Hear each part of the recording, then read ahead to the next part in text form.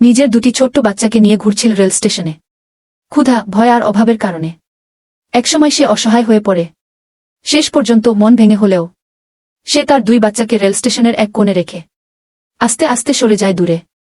বাচ্চাগুলো মায়ের দিকে তাকিয়ে কাঁদছিল, কিন্তু মা আর ফিরে তাকায়নি। ঠিক সেই সময় রেল স্টেশনের এক দয়ালু কর্মী ওদের কান্নার শব্দ শুনে এগিয়ে আসে।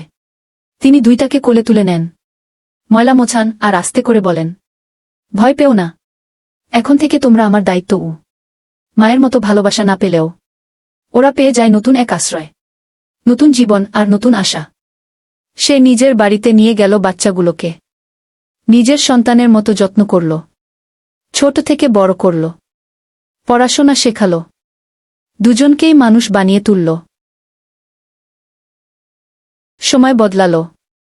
এই বিড়ালের সেই দুই বাচ্চা বড় হয়ে চাকরি পেল, সম্মান পেল। যে কর্মী একদিন রেল স্টেশন থেকে তাদের তুলে এনেছিল, তারা আজ তাকে মা বাবার মতো সম্মান করে। দিন যায়, মাস যায়, ধীরে ধীরে বাচ্চাগুলো বড় হয়ে ওঠে আর কর্মীটা হয়ে ওঠে তাদের পুরো পৃথিবী। কিন্তু সময় কারো জন্য থেমে থাকে না। ধীরে ধীরে সেই কর্মীর বয়স বাড়তে থাকে, শরীর দুর্বল হয়ে পড়ে।